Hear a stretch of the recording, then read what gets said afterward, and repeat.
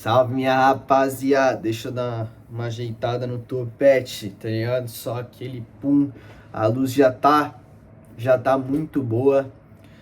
Ontem foi o dia 1, hoje é o dia 2. Se você não viu o dia 1, vai lá ver o dia 1. Se você tá vendo o dia 2, já segue pra não perder o dia 3. Veja bem, ontem eu cheguei do beach tênis, gravei, quase cometi um probleminha. Olha eu coçando o olho que eu falei ontem. Vamos lá. Ontem eu gravei pós beach tênis, hoje eu tô gravando pré beach tênis. Meu expediente acabou às 6, das 6 às 6:30 tive uma terapia, salve minha terapeuta, muito bom, muito bom. E agora tô aqui gravando. Postei também um corte no TikTok. Acho que estou voltando um pouco como eu. Estou voltando não, né? Estou voltando a postar, mas eu ainda tô pegando como vai ser essa postagem, como é o ideal, porque assim, vou compartilhar até uma visão minha. Tipo, eu tenho dificuldade após a gravação. Eu acho que eu preciso de um editor, porque, pô, acho que facilita muito. Mas isso daí vai para frente, pro futuro, né? Não por agora. Então, acho que eu ainda tô me alinhando. Mas como eu disse no vídeo 1, vou falar no 2, vou falar no 3, vou falar no 4.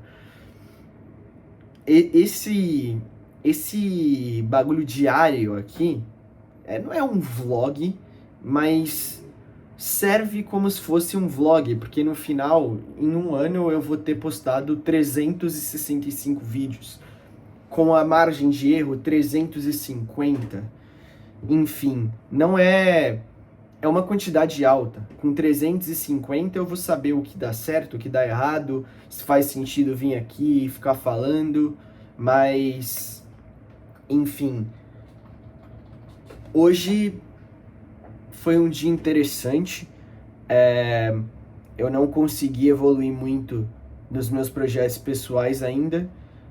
Eu vou tentar fazer algo depois do beach tênis, mas eu já tive também um clareamento do que eu quero produzir para começo, que eu vou focar em 2, mas eu tenho algumas ideias ainda que vão ser desenvolvidas e vão se tornar conteúdo, mas eu já tenho bastante coisa que eu fiz nos últimos, 2 meses, fora as ideias que já vem com ele de produção de conteúdo tanto para o meu canal, tanto para a parte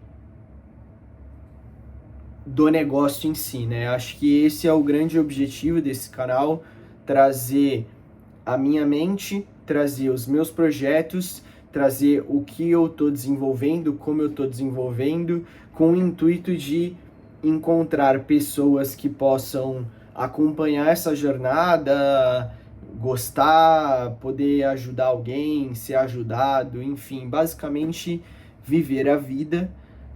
Ontem eu acabei o livro que eu estava lendo, que vai sair a review aqui em breve. Eu acho que eu vou subir agora, depois desse vídeo, que é basicamente review do livro Autocontrole, né? Que fala sobre autocontrole. Eu também acabei gravando um outro vídeo que eu vou postar. Cara, eu vou postar hoje, foda-se também. Tipo, que é sobre postar. Não, aí vai ficar muito vídeo pra eu postar, mas acho que é isso aí mesmo. Que é basicamente uma análise que eu fiz sobre uma reportagem, uma matéria que eu li no meu software, que eu fiz, que eu construí junto com o Cloud Code, mas isso daí é um detalhe, que fala sobre os impactos, né, da tecnologia, principalmente em livros de autoajuda, né? Falando que nesse primeiro semestre de 2026, já foi possível visualizar uma queda nesse mercado, que é um mercado bilionário, por mais que às vezes a gente ache que não, ou não entenda, é um mercado que movimenta cerca de 12 bilhões de dólares por ano, e ele teve uma queda porque a inteligência artificial hoje consegue, de certa forma, fazer a mesma coisa que livros de autoajuda. Então você chega lá no chatbot, coloca o seu problema e você vai ter uma resposta instantânea, muito mais rápido do que você ler um livro. Vai sair esse vídeo no canal, acho que é interessante falar sobre esses assuntos e eu vou trazer bastante conteúdo sobre isso, porque eu uso muito inteligência artificial no meu trabalho, na minha vida, e eu sei dos impactos que ela causa, não só um impacto econômico, como por exemplo, cair um mercado, né? Mas o impacto real de as pessoas substituírem livros de autoajuda por chatbot não envolve empresas deixarem de ganhar dinheiro. Envolve que, mais uma vez, nós, como seres humanos, como espécie, estamos buscando a saída mais rápida, a saída mais fácil, e essa questão é o reflexo de tudo isso. Não só acabei o outro livro de autocontrole, mas como eu comecei a ler o próximo livro que eu vou estar trazendo aqui um segundo.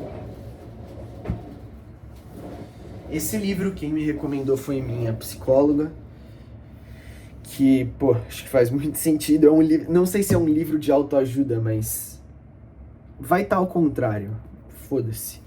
Mas é Em Busca de Sentido, um psicólogo no campo de concentração. Viktor E. Frankl. Acho que esse daí é um dos maiores bangers que tem. É um livro muito vendido. Muitas pessoas, milhões de reviews. E eu li pouco, né? Eu tô na página 25, mas não quer dizer que eu li 25 páginas. A gente sabe que tem todas essas questões. Talvez você não sabe porque você não lê, então leia mais. Mas eu anotei algumas paradas. Eu já tava no momento do soninho, né? Então, pode ter passado despercebido alguns detalhes, mas ele justamente vai contar como era a experiência de viver num campo de concentração, mas não nos campos hypados, nos campos, assim, mais underground, que a parada não era fácil. É difícil falar sobre esse assunto, tá? De verdade, é um livro que, assim, eu tava lendo e eu comecei a refletir se... deixa triste, né? Você entender como que era o momento e tudo mais, tipo, como era a realidade dessas pessoas, causa um sentimento de tristeza, mas eu acho que esse livro, no fundo, tem uma mensagem e reflexões para trazer que fazem ele ter um valor muito grande, né? Então, foi a primeira vez, talvez, que, tipo, eu tenho entendido um pouco mais de como era o dia a dia, de como funcionava um pouco a dinâmica de um campo de concentração, que basicamente os caras tinham sopa lá e meio que cada tarefinha que você fazia, tipo, no off, por um oficial, ou cada meio que trabalho que você tinha, tipo, cavar um túnel gigante, você era recompensado com cigarro, né? E esse cigarro você podia trocar basicamente por um prato não, né? Por um prato de sopa. E é interessante que o livro justamente traz que, tipo, meio que o cigarro era o luxo máximo e só quem conseguia fumar, quem podia fumar eram uns caras chamados capos, que era como se fosse os prisioneiros que faziam o papel de organizar os outros, mas eles continuavam sendo prisioneiros, mas eles tinham umas mínimas regalias, e eles eram brutos, eles batiam, pô, era foda. E aí esses caras, eles podiam fumar, mas os outros, eles tinham que trabalhar para sobreviver, que era, porra, muito difícil. E é interessante ler, assim, que quando um cara normal, ele tava fumando, era meio que, tipo, ele tinha abandonado a luta, ele tinha abandonado a vida. Ele só queria curtir os últimos momentos dele com um pouco de prazer, né? Realmente não é algo, não é um livro, não é um livro muito feliz, pelo menos no começo. É isso que eu posso falar. Eu não queria também trazer, porra, tantos detalhes, porque eu não sei como que é um assunto delicado, mas é um livro que eu não vou abandonar.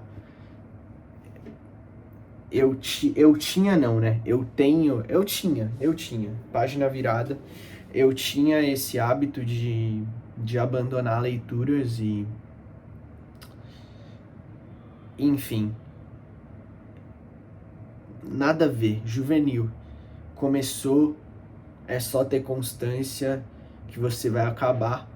Óbvio, eu tenho um livro ali, Rápido e Devagar, 500 páginas de 2 neurocientistas falando sobre, pô, cérebro, consciente, inconsciente, matemática, pô, difícil demais. É óbvio que eu vou abandonar, né? Era óbvio que eu ia abandonar naquela época que eu estava lendo, sem o preparo, sem o hábito, mas hoje, graças a muita dedicação e a Deus, colocar a Deus também, porque eu agradeço mesmo de ter conseguido colocar esse hábito na minha vida. Hoje, todas as vezes, quase todos os dias, eu, antes de dormir, leio, e eu recomendo que vocês façam isso também, assim como todos os dias eu venho aqui e gravo um vídeo sobre o meu dia. Espero que você tenha, sei lá, mano, tenha tido uma ótima quarta-feira. O Harry Kane, ele perdeu um pênalti roubadaço, e aí o goleirão mandou voltar, o juizão mandou voltar. E aí tá 4-2 agora pra Inglaterra. Pô, deve ter sido um jogaço, tá? Mas eu não consegui assistir. Eu só vi ali o pênalti que o Harry Kane perdeu, e aí voltou, e aí ele fez. Mas é isso, no mais, continuamos na mesma pegada, continuamos na mesma luta. Vou me organizar para trazer e gravar conteúdo sobre os meus projetos que eu ainda tô devendo. E é isso, beleza? É nóis, mano. Fechou. Mais um vídeo. Tamo junto.